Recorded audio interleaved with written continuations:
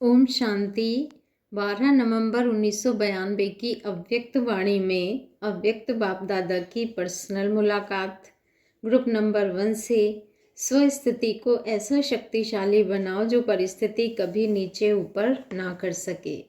सदा अपने भाग्य के चमकते हुए सितारों को देखते रहते हो। भाग्य का सितारा कितना चमक रहा है। सदा अपने भाग्य के गीत गाते रहते हो। क्या गीत है? वाह मेरा श्रेष्ठ भाग्य वाह। यह गीत सदा बजता रहता है। ऑटोमेटिक है या मेहनत करनी पड़ती है? ऑटोमेटिक है ना, क्योंकि भाग्य विधाता बाप अपना बन गया। तो जब भाग्य विधाता के बच्चे बन गए तो इससे बड़ा भाग्य और क्या होगा। बस यही स्मृति सदा रहे कि भाग्य विधाता के बच्चे हैं। दुनिया वाले तो अपने भाग्य का वरदान लेने के लिए यहाँ वहाँ भटकते रहते हैं और आप सभी को घर बैठे भाग्य का खजाना मिल गया। मेहनत करने से छूट गए ना, तो मेहनत भी नहीं और प्राप्ति भी ज़्यादा। इसको ही भाग्य कहा जाता है जो बिना मेहनत के प्राप्त हो जाए। एक जन्म में 21 जन्म की प्राप्ति करना, यह कितना श्रेष्ठ हुआ। और प्राप्ति भी अविनाशी और अखंड है, कोई खंडित नहीं कर सकता। माया भी सरेंडर हो जाती है, इसलिए अखंड रहता है। कोई लड़ाई करके विजय प्राप्त करना चाहे तो कर सकेगा, किसकी ताकत नहीं है। ऐसा अटल अखंड भाग्य पा लिया। स्थिति भी अभी ऐसी अटल बनाओ, कैसी भी परिस्थिति आए, लेकिन अपनी स्थिति को नीचे ऊपर नहीं करो। अविनाशी बाप है, अविनाशी प्राप्तियां हैं, तो स्थिति भी क्या रहनी चाहिए। अविनाशी चाहिए ना, सभी निर्विघ्न हो। यह थोड़ा थोड़ा विघ्न आता है। विघ्न विनाशक गाए हुए हो ना, कैसा भी विघ्न आए याद रखो मैं विघ्न विनाशक आत्मा हूँ। अपना यह टाइटल सदा याद है। जब मास्टर सर्वशक्तिमान है तो मास्टर सर्वशक्तिमान के आगे कितना भी बड़ा विघ्न कुछ भी नहीं है। जब कुछ है ही नहीं तो उसका प्रभाव क्या पड़ेगा। ग्रुप नंबर 2 से अव्यक्त बाप दादा की मुलाकात। सदा खुश रहने के लिए अनेक मेरे को एक मेरे में परिवर्तन करो। सभी सदा खुश रहते हो। सदा खुश रहने का सहज पुरुषार्थ कौन सा है? याद में भी क्या याद रखना सहज है? मेरापन सहज कर देता है। मेरापन होता है तो मेरा सहज याद आता है। तो मेरे के अधिकार से याद करना, ये है सहज विधि। अगर खुशी कम होती है तो उसका कारण ही है कि मेरे के अधिकार से बाप को याद नहीं किया, क्योंकि याद में जो विघ्न डालता है वो है ही मेरापन। मेरा शरीर, मेरा संबंध, यही मेरापन विघ्न डालता है। इसलिए इस अनेक मेरे को एक मेरा बाबा में बदल दो। यही सहज विधि है, क्योंकि जीवन में सबसे बड़े से बड़ी प्राप्ति है ही खुशी। अगर खुशी नहीं तो ब्राह्मण जीवन नहीं। ब्राह्मण जीवन का श्वास है खुशी। इसलिए सदा खुश रहो। बाप मिला अर्थात सब कुछ मिला। खुशी गायब तब होती है जब कोई अप्राप्ति होती है। तो ब्राह्मण अर्थात सब कुछ मिला। प्राप्ति की निशानी है खुशी। खुश रहने वाले भी हो और खुशी बांटने वाले भी। बांटेगा कौन? जिसके पास स्टॉक होगा। अपने लिए तो स्टॉक है, लेकिन दूसरों को बांटने के लिए इतना ही स्टॉक जमा हो। तो सदैव अपना स्टॉक चेक करो कि इतना भरपूर है। ऐसे तो नहीं कि अंदर ही अंदर से स्टॉक माया खत्म कर दे और आप समझते रहें कि अभी स्टॉक है। जब कोई परिस्थिति आती है तो कहते हैं कि पता नहीं मेरी खुशी कहाँ चली गई। क्यों चली गई? क्योंकि अंदर ही अंदर स्टॉक खत्म हो गया। तो सदैव ही अपना स्टॉक चेक करो कि भरपूर है, क्योंकि माया को भी ब्राह्मण आत्माएं प्रिय लगती हैं। वो भी अपना बनाने का पुरुषार्थ नहीं छोड़ती। इसलिए हर समय खबरदार, होशियार। ग्रुप नंबर 3 से अव्यक्त बाप दादा की मुलाकात। ब्रह्मा बाप के संस्कारों को अपना संस्कार बनाना ही फॉलो फादर करना है।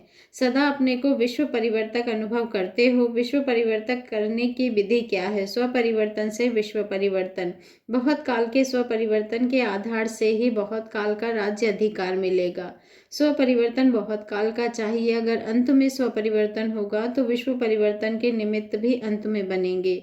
फिर राज्य भी अंत में मिलेगा। तो अंत में राज्य लेना है कि शुरू से लेना है? अच्छा, लेना शुरू से है और करना अंत में है। अगर लेना बहुत काल का है तो स्व परिवर्तन भी बहुत काल का चाहिए, क्योंकि संस्कार बनता है ना, तो बहुत काल का संस्कार ना चाहते हुए भी अपनी तरफ खींचता है।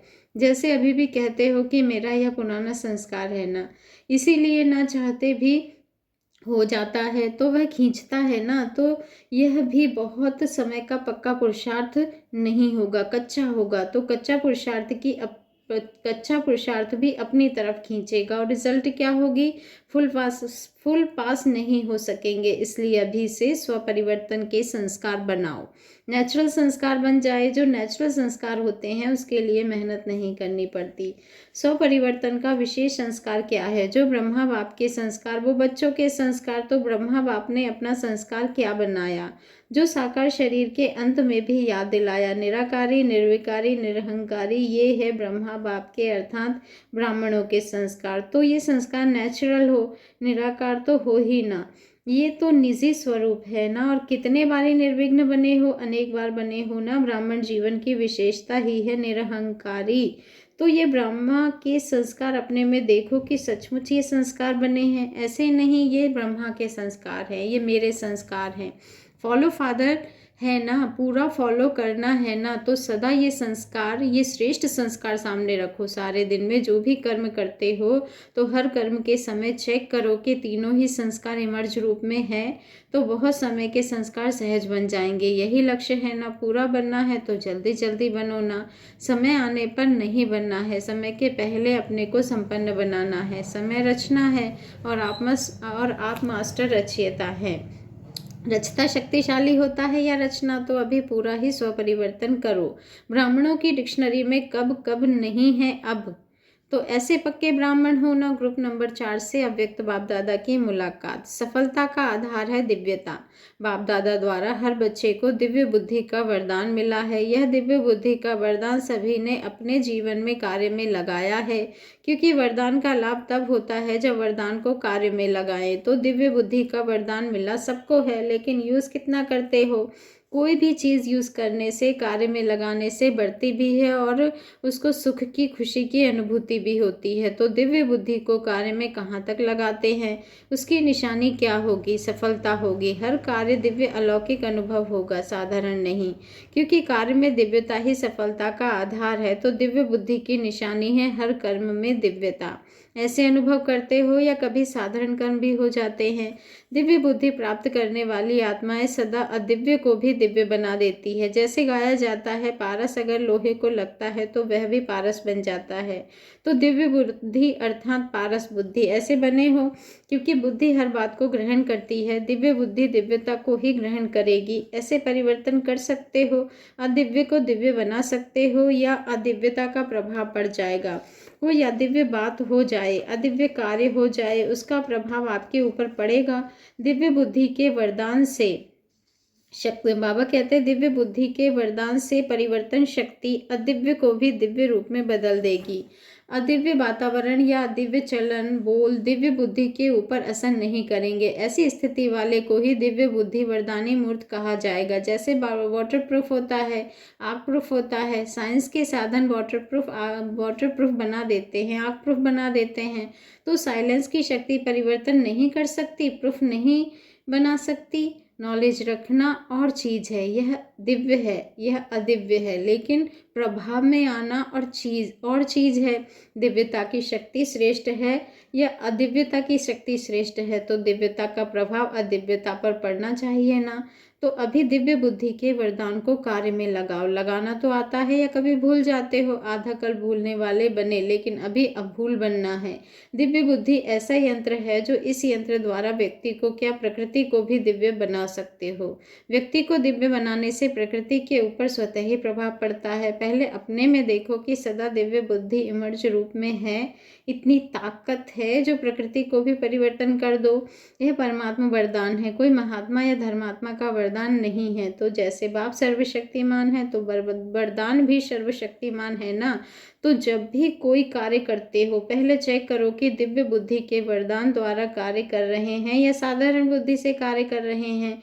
आपकी दिव्यता का प्रभाव विश्व को दिव्य बना देता है। यही आपका ऑक्यूपेशन है ना। इंजीनियर हूँ, डॉक्टर हूँ, क्लर्क हूँ, फलाना हूँ, यह ऑक्यूपेशन तो शरीर निर्वाह के अर्थ है, लेकिन वास्तविक ऑक्यूपेशन है विश्व को परिवर्तन करना। ऐसे समझकर कार्य करते हो। अगर वरदान को कार्य में लगाते हो तो वरदान की प्राप्ति सदा सहज अनुभव कराएगी। वरदान में मेहनत नहीं करनी पड़ती। तो यह दिव्य बुद्धि वरदान है। 63 जन्म मेहनत बहुत कर ली, अभी मेहनत नहीं, सहज। ब्राह्मण जीवन में भी अगर मेहनत करनी पड़ती, युद्ध करनी पड़ती, तो मौज कब मनाएंगे? मौज कब मनाएंगे? सतयुग में तो पता ही नहीं होगा कि मौज भी मना रहे हैं। बाबा कहते हैं वहाँ कंट्रास्ट नहीं होगा। अभी तो कंट्रास्ट है। मेहनत क्या है, मौज क्या है, तो मौज अभी है, मेहनत में कॉमन बात होगी। अच्छा, ग्रुप नंबर 5 से अव्यक्त बाप दादा की मुलाकात। परिवर्तन शक्ति द्वारा व्यर्थ को समर्थ बनाना ही होली हंस बनना है। सदा अपने को होली हंस समझते हो। होली हंस का कर्तव्य क्या है? व्यर्थ और समर्थ को परखना। वो तो कंकड़ और रतन को अलग करता, लेकिन आप होली हंस समर्थ को धारण करते हो, व्यर्थ को समाप्त करते हो। तो समर्थ और व्यर्थ, इसको परखना और परिवर्तन करना, यह है होली हंस का कर्तव्य। सारे दिन में व्यर्थ संकल्प, व्यर्थ बोल, व्यर्थ कर्म और व्यर्थ संबंध संपर्क जो भी होता है, उस व्यर्थ को समाप्त करना, यह है होली हंस। कोई कितना भी व्यर्थ बोले, लेकिन आप व्यर्थ को समर्थ में परिवर्तन कर दो। व्यर्थ को अपनी बुद्धि में स्वीकार नहीं करो। अगर एक भी व्यर्थ संकल्प, व्यर्थ बोल, व्यर्थ कर्म स्वीकार किया तो एक व्यर्थ अनेक व्यर्थ को जन्म देगा। एक व्यर्थ बोल भी स्पर्श हो गया तो वह अनेक व्यर्थ का अनुभव कराएगा, जिसको आप लोग कहते हो फीलिंग आ गई। एक व्यर्थ संकल्प की फीलिंग आ गई तो वह फीलिंग को बढ़ाएगी। इसीलिए व्यर्थ की पैदाइश बहुत फास्ट होती है, चाहे कर्म हो चाहे क्या भी हो। एक व्यर्थ बोल बोलेंगे तो उससे सिद्ध करने के लिए कितने व्यर्थ बोलने पड़ेंगे। जैसे लोग कहते हैं ना, एक झूठ को सिद्ध करने के लिए कितने झूठ बोलने पड़ते हैं। तो व्यर्थ का खाता समाप्त हो जाए और सदा समर्थ का खाता जमा होता रहे। तो व्यर्थ आपको दे, वो व्यर्थ आपको दे, लेकिन आप परिवर्तन कर समर्थ धारण करो। इतनी तीव्र परिवर्तन शक्ति चाहिए। जैसे आज की साइंस व्यर्थ को कार्य में लगाकर अच्छा बना देती है, कई बेस्ट चीज़ों को वेस्ट में परिवर्तन कर लेते हैं, आपकी रचना इतना फास्ट परिवर्तन कर सकती है। जैसे देखो, खाद होती है ना, तो खाद बुरी चीज़ है, लेकिन पैदा क्या करती है? खाद गंदगी है, लेकिन जब फूल पैदा होता है तो खुशबू वाला होता है या बदबू वाला होता है। तो खाद में परिवर्तन करने की शक्ति है ना। स्वयं कैसी भी है, लेकिन पैदा क्या करती है? फल फूल सब्जियाँ। तो आपकी रचना में कितनी शक्ति है? तो आप में उससे ज़्यादा शक्ति है ना। वो गाली दे और आप उसको फूल बनाकर धारण करो, वो गुस्सा करे और आप उसको शांति का शीतल जल दो। यह परिवर्तन शक्ति चाहिए। होली हंस का यही कर्तव्य है। ऐसे जीवन बननी है या बने, या कहेंगे क्या करें, बोला ही खराब ना किया ही बहुत खराब, बात है ही बहुत खराब, लेकिन खराब को ही तो अच्छा बनाना है, अच्छे को अच्छा नहीं बनाना है। अच्छा आए थे या खराब आए थे, तो बाप ने अच्छा बनाया ना, या कहा कि ये बहुत खराब है, इनको अच्छा कैसे बनाऊं, सोचा बना दिया ना। तो बाप ने आप सभी को बुरे से अच्छा बनाया और आप बुरी बात को अच्छा नहीं बना सकते हो। बुरे का प्रभाव आपके ऊपर पड़ जाता है। वायुमंडल ही खराब था ना, यह होली हंस का लक्षण नहीं है। कैसा भी वातावरण हो, कैसी भी वृत्ति हो, कैसी भी वाणी हो, लेकिन कैसी भी दृष्टि हो, लेकिन होली हंस सबको होली बना देती है। सदा यह पावर रहे और सदा ऐसे तीव्र गति के परिवर्तन करने की विधि आ जाए तो क्या बन जाएंगे? फरिश्ता। फरिश्ता किसके प्रभाव में नहीं आता, अपना कार्य किया और वो चला। फरिश्ता कभी किसी विघ्न के वश नहीं होता, न विघ्न के न व्यक्ति के। तो होली हंस अर्थात फरिश्ता सेवा की और न्यारा। तो ऐसी स्थिति सदा है। ऐसे होली हंस बने हो या बन रहे हो, कब तक बनेंगे? कोई टाइम की हद भी है या नहीं? अगले साल भी यही कहेंगे कि हाँ बन रहे हैं। नॉलेजफुल बन गए हो ना, तो अब नॉलेज है कि मुझ होली हंस का कर्तव्य क्या है। तो नॉलेज की शक्ति से परिवर्तन नहीं कर सकते हो, दूसरे साल भी यह नहीं कहना कि बन रहे हैं। तीव्र पुरुषार्थी का लक्ष्य ही होता है अब, और ढीले पुरुषार्थी का लक्ष्य होता है कब? बाप दादा तो सदैव यह आत्मा में श्रेष्ठ भावना रखते हैं कि करने वाले ही हैं। इसीलिए इस श्रेष्ठ भावना को प्रैक्टिकल में लाना होगा। अब करना ही है, होना ही है। अगर संकल्प में लक्ष्य है कि होना ही है, करना ही है, तो यह संकल्प सफलता अवश्य प्राप्त कराता है, क्योंकि दृढ़ता सफलता की चाबी है। तो सदा सफलता साथ रखना। ग्रुप नंबर 6 से अव्यक्त बाप दादा की मुलाकात। साधारणता में महानता का अनुभव कराना ही सेवा का सहज साधन है। सबसे साहूकार से साहूकार कौन है? जो समझते हैं कि सारे चक्र के अंदर साहूकार से साहूकार हम आत्मा है, वो हाथ उठाओ।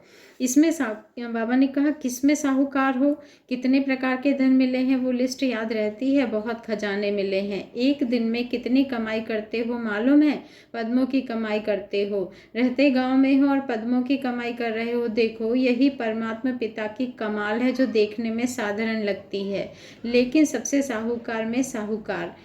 तो अखबार में निकालेंगे, यहाँ सबसे साहूकार में साहूकार बैठे हैं, तो फिर सब आपके पीछे आएंगे। आजकल आतंकवादी साहूकारों के साहूकार बना देंगे ना, है उन्हों को भी साहूकारों के साहूकार। ग्रुप नंबर 6 से अव्यक्त बाप दादा की मुलाकात। साधारणता में महानता का अनुभव कराना ही सेवा का सहज साधन है। सबसे साहूकार से साहूकार कौन है? जो समझते हैं कि सारे चक्र के अंदर साहूकार से साहूकार हम आत्मा हैं, वो हाथ उठाओ। किसमें साहूकार हो, कितने प्रकार के धन मिले हैं वो लिस्ट याद रहती है, बहुत खजाने मिले हैं। एक दिन में कितनी कमाई करते हो मालूम है, पद्मों की कमाई करते हो, रहते गांव में हो और पद्मों की कमाई कर रहे हो। देखो यही परमात्मा पिता की कमाल है, जो देखने में साधारण लेकिन है सबसे साहूकार में साहूकार। तो अखबार में निकालेंगे, यहाँ सबसे साहूकार में साहूकार बैठे हैं, तो फिर सब आपके पीछे आएंगे। आजकल आतंकवादी साहूकारों के पीछे पड़ते हैं ना, फिर आपके पीछे पड़ जाएंगे तो क्या करेंगे, उन्हों को भी साहूकार बना देंगे ना। है देखो कितने साधारण रूप में, कोई आपको देखकर समझेंगे कि ये सारे विश्व में साहूकार है या पद्मों की कमाई करने वाले हैं, लेकिन साधारणता में महानता समाई हुई है। जितने ही साधारण हो उतने ही अंदर महान हो। तो यह नशा सदा रहता है, बाप ने क्या से क्या बना दिया और क्या क्या दे दिया, दोनों ही बातें याद रहती है ना। तो अखबार में निकालेंगे ना, रिचेस्ट इन दी वर्ल्ड, विश्व में सबसे अधिक धनवान। और देखो खजाना भी ऐसा है जिसको न चोर लूट सकता है, ना आग जला सकती है, ना पानी डुबो सकता है। ऐसा खजाना बाप ने दे दिया, अविनाशी खजाना है ना। अविनाशी खजाना कोई विनाश कर नहीं सकता, और कितना सहज मिल गया। जितना खजाना है उसके अंतर में मेहनत की है, कुछ त्याग किया या भाग्य मिला। त्याग भी किया तो बुराई का किया ना, बुराई छोड़ना तो कोई छोड़ना हुआ नहीं, छोड़ना हुआ क्या। दुनिया कहती है त्याग किया और आप कहते हो भाग्य मिला है। साहूकार को साहूकार बनाना बड़ी बात नहीं हुई है ना, गरीब को साहूकार बनाना यह है कमाल। जो आजकल के विनाशी धन के साहूकार हैं उनको आप साहूकार नहीं बनाना। बाबा ने कहा जो विनाशी धन के साहूकार है उनको बाप साहूकार नहीं बनाता, उनका भाग्य ही नहीं है, भाग्य है ही गरीबों का। कभी आपका नाम आया है हु इज़ हु नामी गिरामी व्यक्तियों की लिस्ट में? औरों का आता है ना, और बाप की डिक्शनरी में हु इज़ हु में आपका नाम है। भगवान का बुक ही न्यारा है, तो इतनी खुशी है धरती और आकाश को माप लो, उसमें भी ज़्यादा खुशी है ना। बेअंत है ना आकाश और धरती, तो हद हो जाएगी ना। आपकी उससे भी बेहद है, बेहद के मालिक बन गए हो ना। जब बाप भी बेहद का है तो प्राप्ति भी बेहद की कराएगा ना। तो क्या याद रहता है, बाबा पूछ रहे हैं क्या याद रहता है? बेहद का बाप मिला, बेहद का राज्य भाग्य मिला, बेहद का खजाना मिला। है नशा, हर कर्म में यह रूहानी नशा अनुभव होना चाहिए, स्वयं को भी और औरों को भी। चाहे वे समझे नहीं समझे, इतना तो कहेंगे ना कि ये खुशी मौज में रहते हैं। यह तो अनुभव करा सकते हो ना। जैसे मधुबन में आते हैं तो अनजान भी हैं, लेकिन क्या अनुभव करते हैं? यहाँ का वातावरण और यहाँ की आत्माएं खुश रहने वाली हैं, वायुमंडल में खुशी है, यह तो अनुभव करते हैं ना। तो ऐसे आप सबके संबंध संपर्क में अनुभव करें कि यह अलौकिक आत्माएं हैं, भरपूर आत्माएं हैं, ऐसा अनुभव करते हैं। चाहे देह अभिमान के कारण कहे नहीं, लेकिन अंदर तो जानते हैं ना, क्योंकि अगर बाहर से आपको कहे तो खुद को भी बनाना पड़े ना, इसीलिए कहेंगे नहीं, लेकिन अंदर में महसूस जरूर होगा। तो ऐसे श्रेष्ठ होना, इसीलिए गायन है ना कि अगर अतीन्द्रिय सुख पूछना हो तो आपसे पूछें। देखो भगवान की पसंदगी क्या है, जिसको कोई पसंद नहीं करते हैं उसको बाप पसंद करते हैं। बाप की नज़र किसके ऊपर गई? आप लोगों के ऊपर। इतने नामी गिरामी लोगों पर नज़र नहीं गई। कहते हैं ना तुम्हारी गतमत तुम ही जानो, और कोई नहीं जानता। तो नशा है कि परमात्मा ने हमको पसंद किया है। डबल विदेशी डबल नशे में रहते हैं।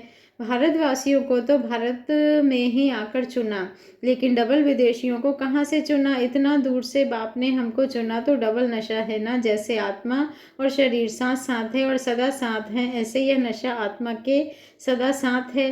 तो ऐसे नशे में रहने वाली श्रेष्ठते श्रेष्ठ आत्माएं, सदा खुशी में नाचने वाले, कोई प्राप्ति होती है तो खुशी में नाचते हैं। आपको तो हर कदम में प्राप्ति ही प्राप्ति है। इतनी प्राप्ति है जो दिल कहता है कि अप्राप्त नहीं कोई वस्तु परमात्मा खजाने में।